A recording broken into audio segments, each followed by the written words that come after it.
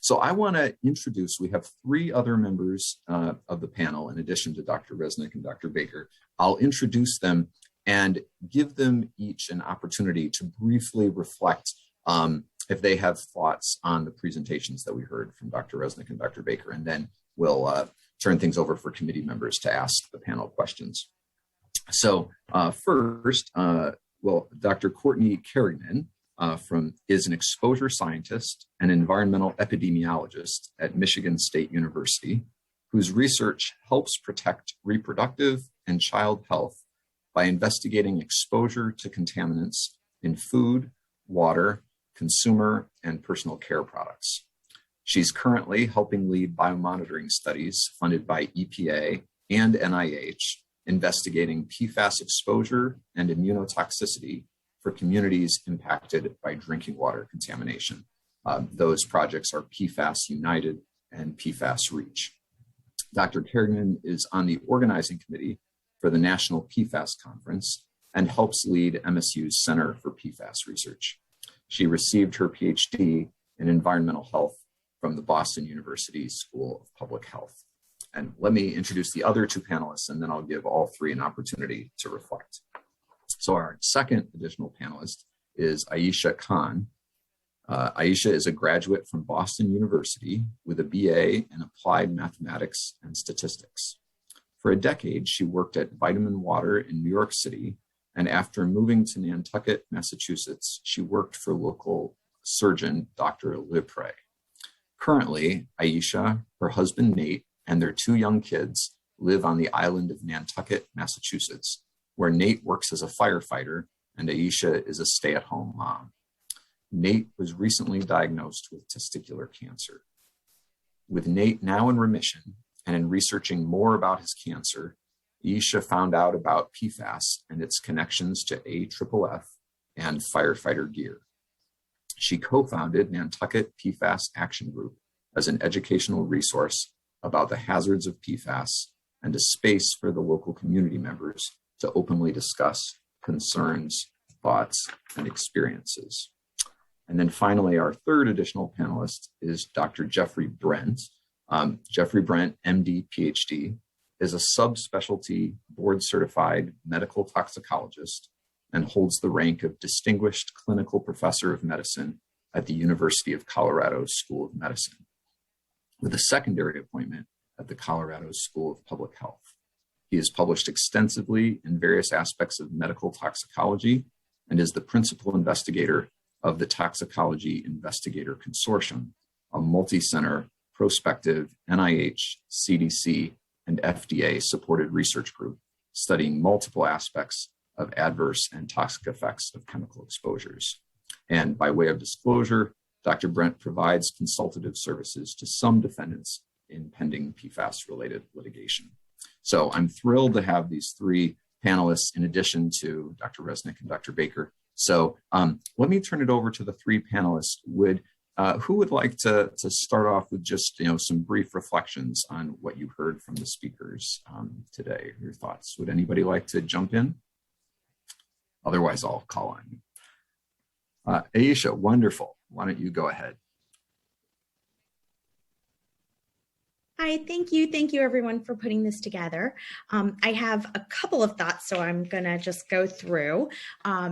First one is for Dr. Resnick. Thank you for your presentation, and was wondering if you could provide, really give us an illustration of your version of the precautionary principle when it applies to large and high risk groups, specifically in this case, civilian and volunteer firefighters. They're consistently exposed and not able to take precautionary measures to avoid the PFAS from their gear and the foam that they're required to wear. Currently, there's no fully PFAS-free gear on the market, or many firefighting departments do not have PFAS-free foam.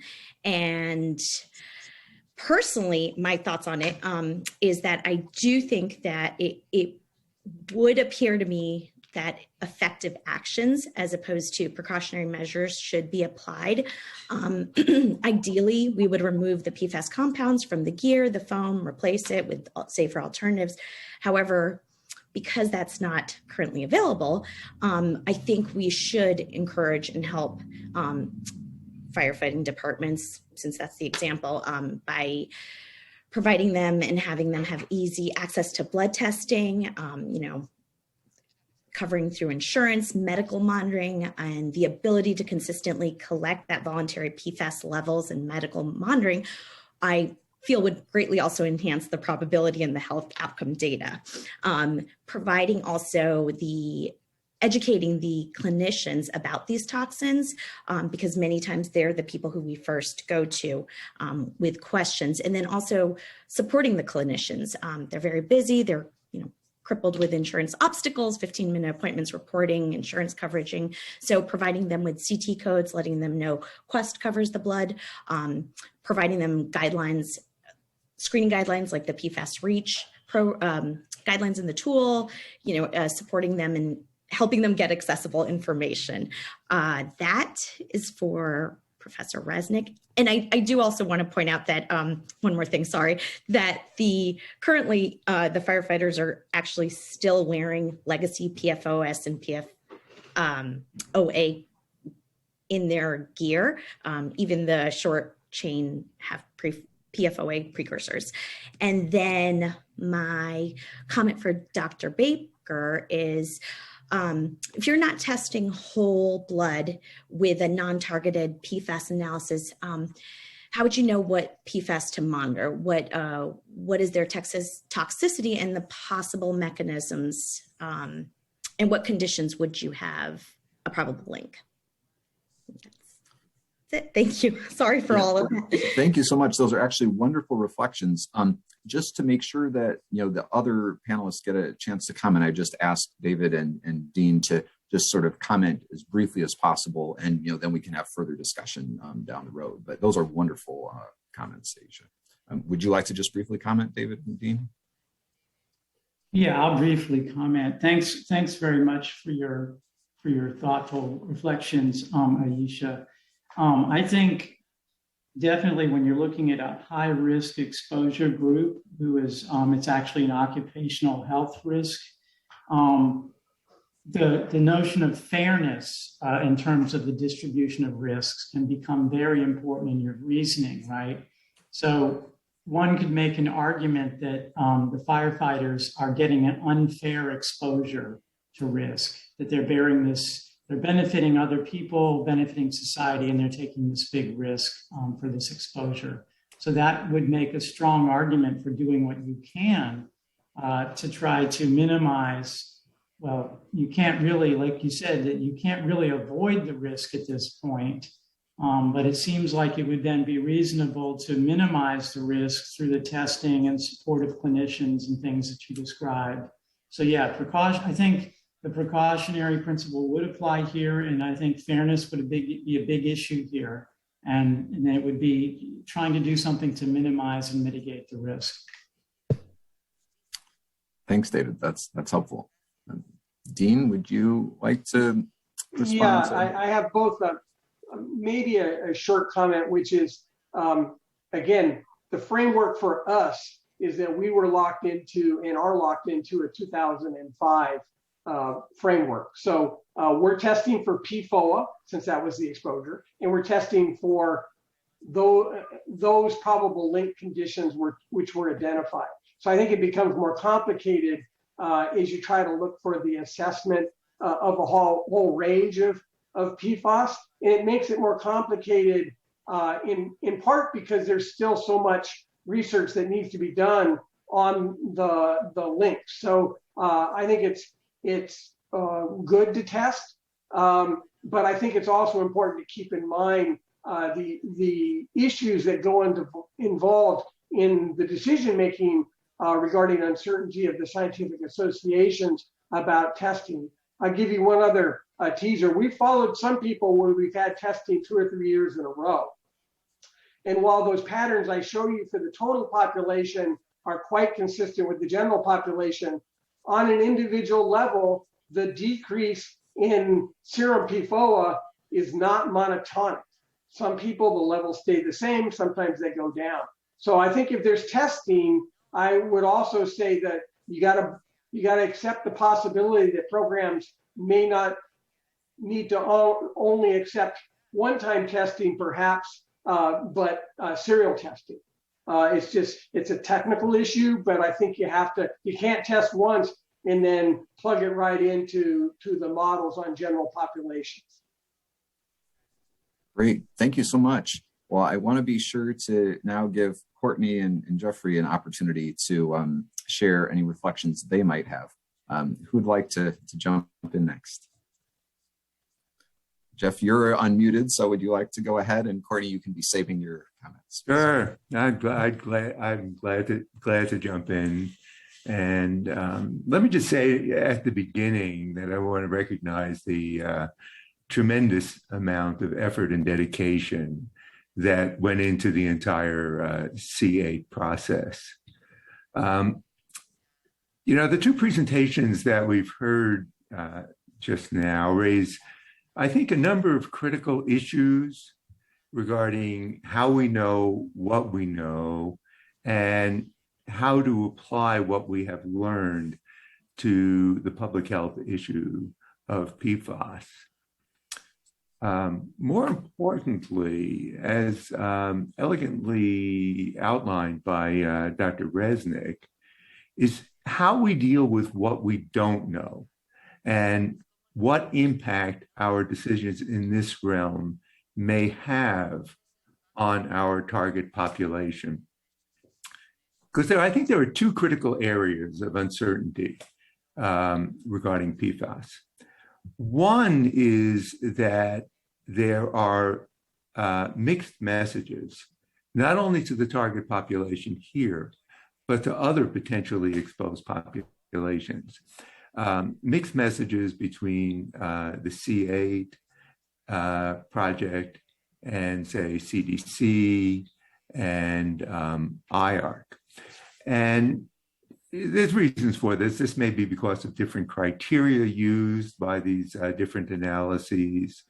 It may be because of the lack of statistical significance in many of the endpoints that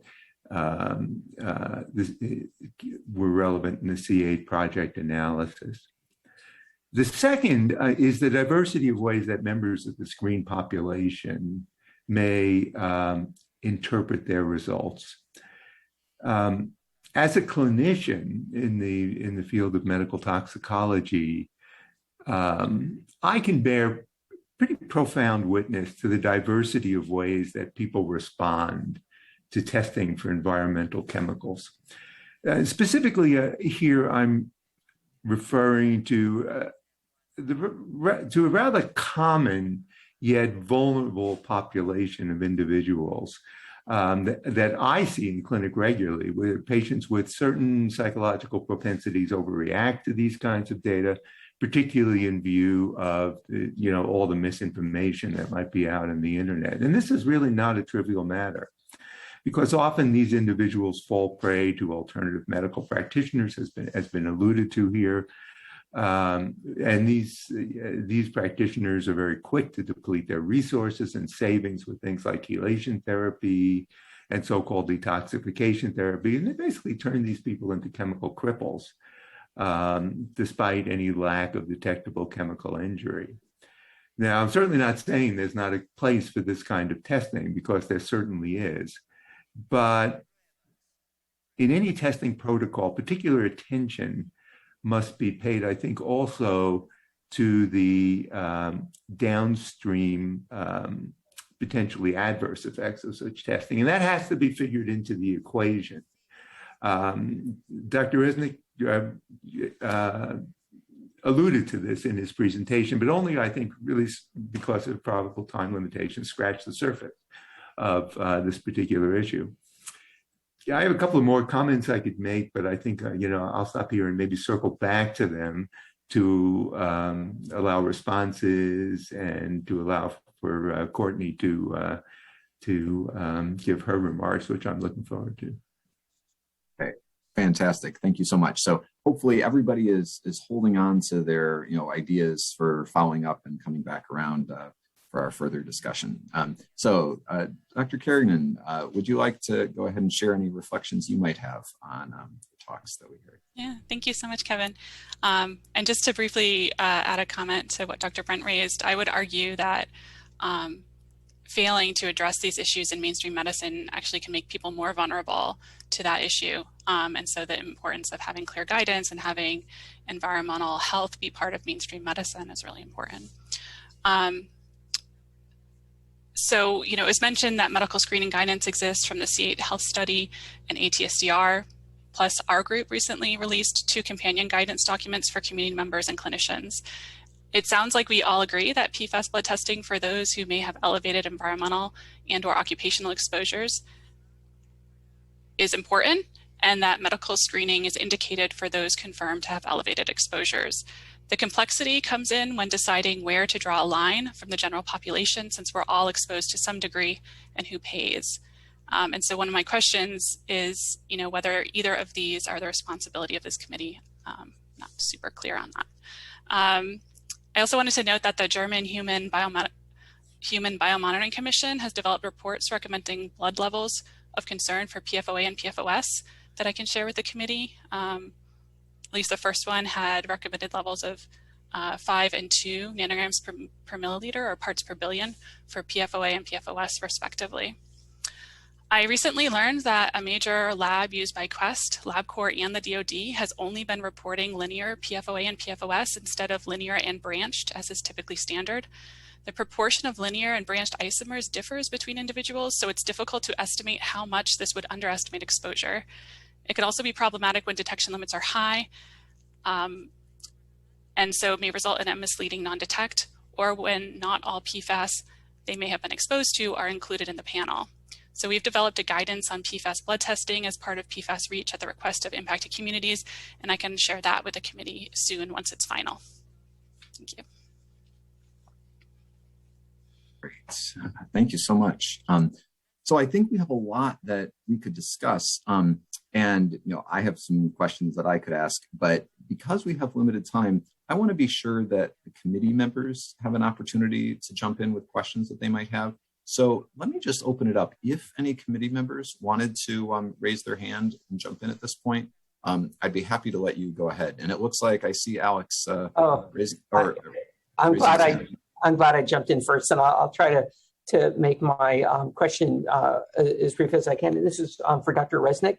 And your answer, I'll just say to my question, maybe go read my book, which would be completely fine. So I'm just thinking about practical applications of the proportionality principle. And as you went through your example, I was thinking about a different 50-year-old person, a 50-year-old person who really didn't know anything about these, you know, potential toxic exposures, and didn't know whether or not, you know, he or she wanted to be tested. So it seems like the approach that you laid out to using the proportionality principle was to sort of list out all the benefits and harms that might come from testing, and then in a qualitative way balance them against one another. Is that fair to say? Yes. Keeping in mind that plausibility applies. The harms have to be plausible, and the benefits. Right. You shouldn't put a benefit on there if there's not some plausible reason for it. So the reason I'm asking is I'm just trying to figure out how using the sort of subjective qualitative weights is different than assigning like a subjective probability and range to it. So it just seems to be like overlap more with traditional kind of a decision analytic approach than really being a completely separate line of thought. Well, my answer is go read my book. Oh, I knew you were going to say that. Let me put it this way. Let's suppose that the problem is, okay, subjective probabilities are used when we actually agree about values, okay? So let's suppose we were making a decision, an investment decision, and we all agreed that all we want to do is maximize money. but we didn't have any probabilities that were objective. We say, okay, we'll throw in some objective probabilities here and do it that way.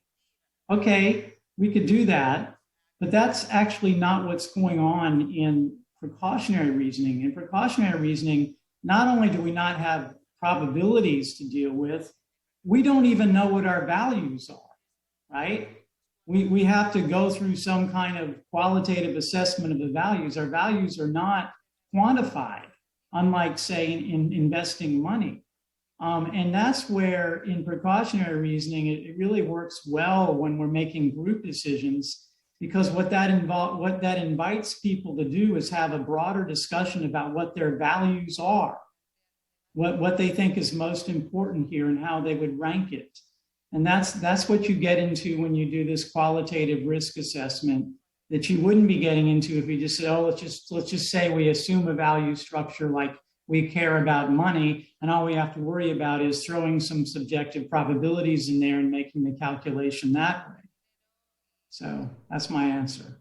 Yeah, I guess I was just thinking, and you bring out this tension as well between making a large policy recommendation versus the, what I'm more involved with, which is, helping individual, I'm a pediatrician, right? So helping parents figure out what they want to do in terms of testing for their children for various things, where I can, take the time to try to elicit preferences and then talk about, the ranges of outcomes and stuff like that versus the group side of things. But it still feels like the qualitative way may be, at some level, there's got to be some sort of probability and magnitude of the effects that are going on, even if they're subjective and not formally elicited. But you may disagree with that and tell me to read your book. No, I don't totally disagree. And I'm worried about that myself. I've been trying to think about that because it does seem that evidence does affect benefits a little in some way, right? The more evidence we have for something, it seems like the more of a benefit it is, even if we can't put a number on it, right? So I do agree. I see that point of view, and I'm worried about it, but I'm not exactly sure how to incorporate that into the framework that I've put out there. So thank you for your question. Okay, that's helpful, and maybe we can talk about it some other time over coffee. Thank you so much, Alex. I see, Ned, that you have your hand up. Thanks, Kevin. And thanks, Dr. Resnick. My question is for you as well. And it's a very specific comment that you made. I just wanted to think about a little bit more. And you were talking about consistency, and kind of the example you gave was that we would just ban all PFAS. I don't read consistency quite the same way. I would say we would use the same process for consistently evaluating each new or, the different compounds, because we know that, that the organ system's affected and the risks vary between compounds. And so that's just a qualifying comment. I know you're trying to give an example, but as I know it's coming up, it's just something that I wanted to just ask about. Well, I think what I'd mean is that consistency, we treat similar cases similarly, right? So if a compound, a chemical creates similar, certain kind of risks to people, a new one, and say we've banned it, then a new one that comes along that has the same risk profile should also be banned, right? It would be inconsistent to ban one but not the other, or regulate one but not the other. We should treat them basically the same way if they have the same sort of risk profile. Thanks. I appreciate the clarification. And did I see, Dean, did you raise your hand? Did you have a comment related to that? I think it's related. So I guess my comment is we often come down to the notion that we have, despite all the uncertainties, we have greater certainty when we have toxicological and epidemiological studies about risk and this and that. And there's often like, let's have consensus recommendations on that, but then we discuss these issues about risk, uncertainty, and decision-making And the standard governmental response is, people should talk to their clinicians. So I want to make 2 points. One is, I think this committee would be doing a great service is if they tried to develop, and maybe stuff that Courtney's working on, guidelines for risk communicators and risk decision makers, even at the patient level, that would provide a greater level of clarity and standardization. And my second comment is, in the context of American healthcare, outside the context of, say, medical legal, there's always the issue of cost and reimbursement. And I go back to my earliest days as a family practitioner before I started going into academics and doing more research in epidemiology. And the one thing primary care people know, and we knew from our experiences in PACU, is nobody pays time for doctors to talk with patients. And these types of discussions aren't things that can happen in like a minute or two.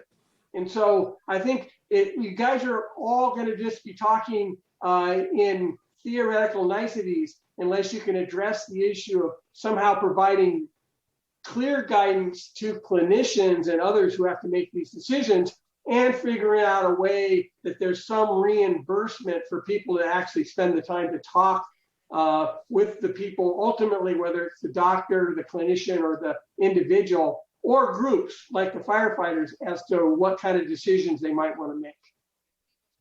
I'd like to add to that, if you don't mind, just to build on what he's Please, saying. please go ahead. From my experience working with the PEAS community, one of the first things that I did was actually share the medical screening guidance from the C8 study with that community. They shared it with their health department, and when the health department didn't share it with physicians, they went ahead and shared it themselves. And the physicians actually made a point to, or the health department made a point at that time, which was 7 years ago, to actually tell all those physicians not to use that guidance. I think that's changed now. I think in Michigan, guidances are being shared with physicians, but one of the things that happened was that people who had good health insurance, good doctors, their doctors would look at the guidance, they would take action on it, whereas other people who didn't have as good insurance, didn't have as good doctors, their doctors would not, and they didn't have those choices. So if you can imagine, even if you don't have insurance, which so many people haven't. And so there's I don't have to say this to the physicians in the room, you guys really know this, but that was a really eye-opening for me, I guess, having been someone who's always had health insurance and is very vocal to my physicians, that there's an inequity among how physicians respond to patients, around your access to good physician, your access to insurance. And so this is definitely an issue that pertains to what we're talking about. Thank you so much. Could I just jump in here for just a second to address something that Dr. Carrigan brought up, which I thought was a great point. Obviously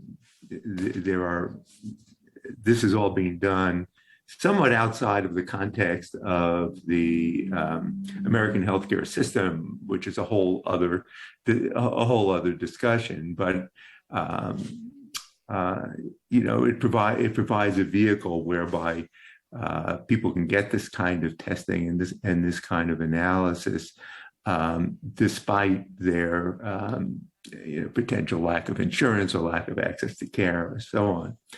I was really glad to see in Dr. Baker's presentation that there was a component of shared decision making in which the clinicians would discuss the potential risks and the benefits of diagnostic testing. My concern about that, however, is that just as Dr. Baker was pointing out, the level of the individual clinician is probably not the ideal place to consider things like informing patients about, the benefits and certainly the risks of testing. Most frontline clinicians are really not prepared to discuss the data regarding risks and benefits of tests. I mean, I think this has to be added as part of the risk-benefit calculation, higher up in the process as the recommendations are being made. It's amazing. It was probably 25 or 30 years ago, the then Institute of Medicine came out with this study about the important need for primary care physicians to understand more about environmental medicine. And nothing has really changed in that department up to this very day, leaving them really ill-equipped to deal with these kinds of questions. And so putting the burden at that level, I think, is not the right place. Thank you. I can tell we could talk for a long time about these things. These are wonderful thoughts from the panelists. Laura, you've been very patient for a long time waiting to ask a question. So while we're running a little short on time, I want to be sure that you get to ask your question for the panelists. Thank you, Kevin. I did put my hand down because I didn't want you to stress on the time. My question was really for Dean Baker, and in recognition that the C8 study was done at a time when we were not familiar with the PFAS chemicals passing through breast milk. This may be an unfair question, but we're at a situation where this is another exposure pathway. How might he have dealt with that situation or that piece of evidence as we're looking at medical monitoring and concerns, because these are concerns raised by pregnant women who would like to breastfeed.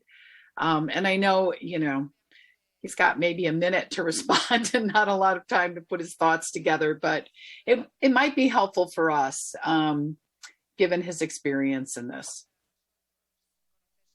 So my comment again reiterates the fact that we were locked in time to the knowledge that when the settlement agreement was written. And actually the settlement agreement was negotiated by the settling parties, the plaintiffs and the class action council, before the science panel studies were done. So it laid out a framework to sort of say you can only focus on kind of what happens when they report.